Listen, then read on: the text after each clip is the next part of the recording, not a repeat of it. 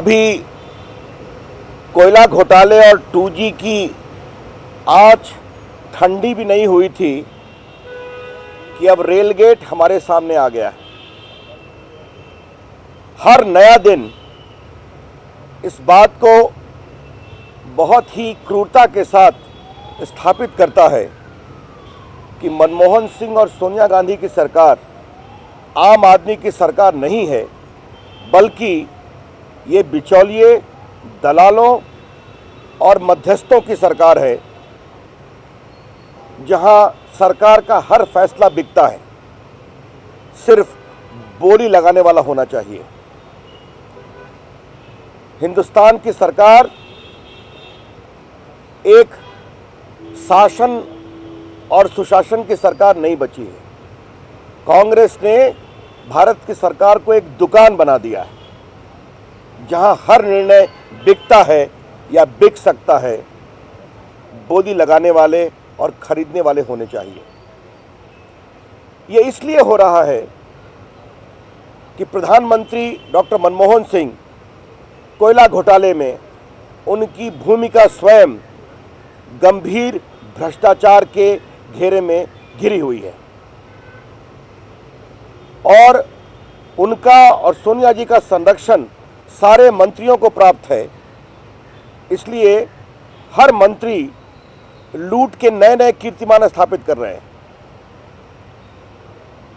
Railway विभाग में भर्ती घोटाले या कैंटीन के ठेका देने के घोटाले तो हम सुना करते थे, लेकिन अब रेलवे बोर्ड के मेंबर और रेलवे बोर्ड के चेयरमैन के प्रमोशन, जो मंत्री के बाद सबसे बड़ा उच्च पद होता है, उसकी भी बोली लग रही है। उसके लिए करोड़ों रुपए दिए जा रहे हैं। ये क्या हो रहा है हिंदुस्तान में? अब मैंने सुना कि रेलवे मंत्री जी ने स्पष्टीकरण दिया है कि जो सज्जन का नाम आया है उनसे उनके पारिवारिक संबंध तो हैं, लेकिन कारोबारी रिश्ते नहीं हैं। तो क्या भारत सरकार के मंत्रियों के अपने परिवार के लोगों के साथ कारोबारी रिश्ते होने की ज़रूरत है? ये कौन से नई नई बेशर्मी की बात की जा रही है? उनके एक रिश्तेदार गिरफ्तार हुए हैं, रेलवे बोर्ड के नए नए मेंबर गिरफ्तार हुए हैं। मंत्री जी, आपकी क्या भूमिका है? एक प्रिवेंशन ऑफ करप्शन एक्ट में एक धारा है 13D, इसको मैं आपके सामने पढ़ना चाहता हूं। A public servant, if he by corrupt और illegal means obtains for himself or for any other person any valuable thing or pecuniary advantage, or by abusing his position as a public servant obtains for himself or for any other person any valuable thing or pecuniary advantage, is guilty of corrupt practice। तो इस पूरे prevention of corruption act की परिभाषा के अंतर्गत railway board के member के promotion के लिए पैसे दिए गए। दोनों मध्यस्थ उनसे नज़दीकी हैं, रेल मंत्री से, दोनों गिरफ्तार हैं और रेल बोर्ड के मेंबर जिनका प्रमोशन हुआ है वे भी गिरफ्तार हैं। ऐसी हालत में रेल मंत्री कैसे बच सकते हैं? हम उनको सिर्फ डिसमिस करने की मांग नहीं करते,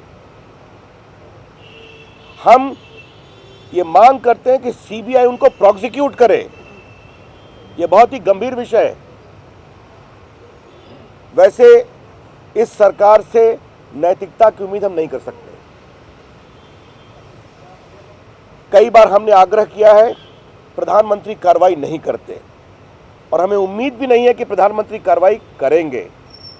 लेकिन देश के हित में, देश की जनता के हित में हम पुरजोर प्रमुख विपक्षी दल के रूप में ये मांग करेंगे कि पवन बंसल को इमीडिएटली डिसमिस किया जाए, सीबीआई उनको प्रोसिक्यूट करे इस पूरे मामले में, और जो हमने पूर्व में मांग की है कि प्रधानमंत्री को इस्तीफा देना चाहिए, वो इससे और भी मजबूत होता है। और एक बहुत विनम्रता के साथ हम भारत के महामहिम राष्ट्रपति से भी अपील करेंगे।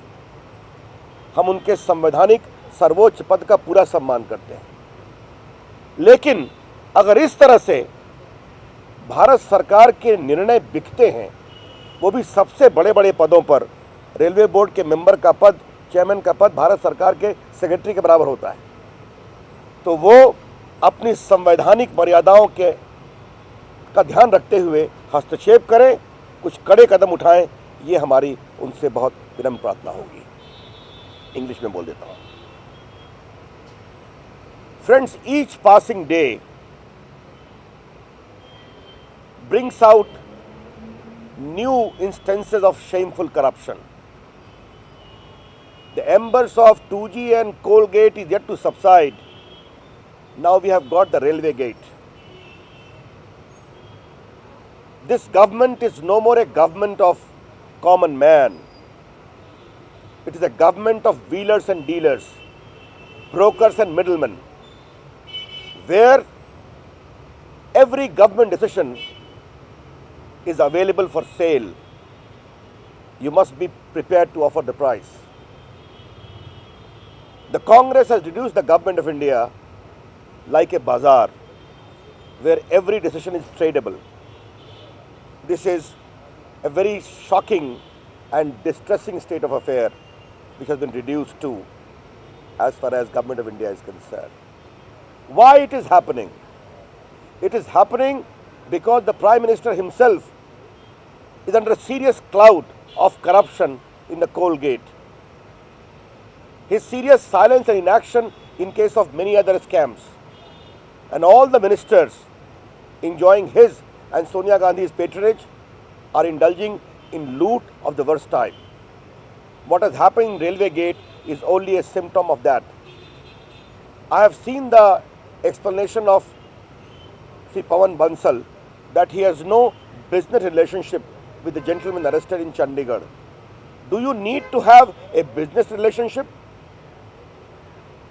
Here was a case where one of his relation, along with other intimate acquaintance, has been arrested in Chandigarh. Huge cash has been seized. The promised amount is more than 2 crores. And the decision in question is the promotion to the railway board. We have heard that small tenders for canteen and recruitment in railway was mired in corruption. But here is a case that the topmost assignment in the railway board, membership and chairman, is now being negotiated for sale. The rank is akin to the Secretary Government of India.